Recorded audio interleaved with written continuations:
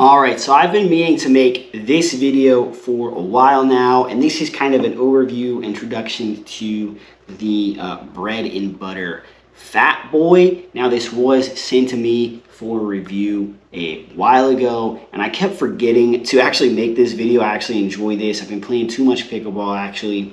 But as far as compared to the other lineup of bread and butter pickleball paddles that I do have, which I do have the Shogun and I have the Loco. This one does have its own unique feel to it. I mean, first off, when you look at this face, I don't see too many other paddles with it's almost basically a square, like a big square on the end of a handle here. But obviously, you do have your rounded corners and all of that. But you do have this unique blue, which I did own a paddle with this unique blue color to it, but it was a very different style of paddle.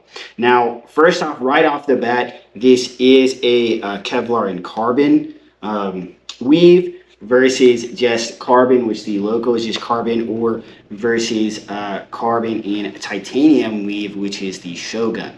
So when you're comparing it to the Shogun, you're definitely going to have a lot more dwell time when it comes to the face of the paddle, because it does have a lot more give, whereas titanium doesn't really go in at all. So you are going to have a lot more feel to it than the Shogun, but you're not going to have as much feel to the paddle when it comes to the Loco. So I do think overall the Loco is going to have a slightly more control than the Fat Boy, but the Fat Boy is going to give you it's going to give you more power with that control, but it also has a larger sweet spot because of the larger paddle face. So the larger sweet spot here, which out of all three of these, this does have a larger sweet spot, which means you're going to have less mishits. You're going to be able to hit the ball better. It's probably going to go where you want it more because of the larger sweet spot. So this is a great overall paddle.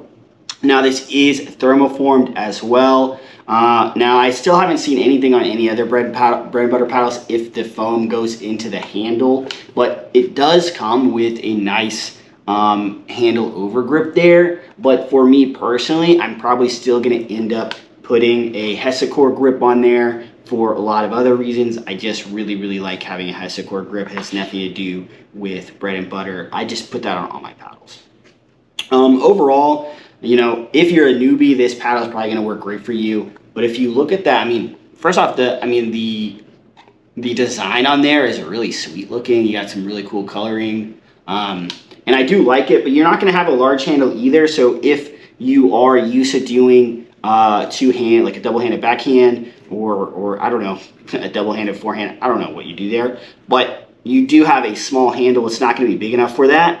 Whereas the Loco actually does have just a little bit more room, and same with the Shogun. But the Fat Boy, the handle is not as long. But if you really wanted to see how much bigger that how the sweet spot can be bigger, look at, that's sticking out there. That is a significant size difference when it comes to width. Now, as far as height goes, the Shogun does have the Fat Boy on it, but if you look there, it's sticking out on both sides.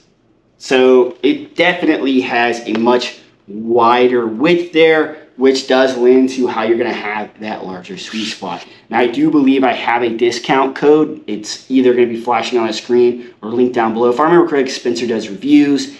If you click on the link below, it will help support me, help support the channel. But, this is a terrific paddle. It's definitely got a unique feel to it compared to the rest of the bread and butter lineup. If you're wanting a more all control or all court paddle, more control, but also more power than maybe the Loco, this is something to look into. It is going to take a little bit tweaking to get used to it, because I was used to the style of play that the Loco has, and then I started getting used to the Shogun. So this one does take a little bit of time to get used to, but if you're not used to maybe a more expensive paddle anyways, then any paddle that you get, you're going to have to get used to. So just one to look into. I really like this paddle, but definitely one to check out if this is what you're looking for, and save yourself some money and support me by using that discount code.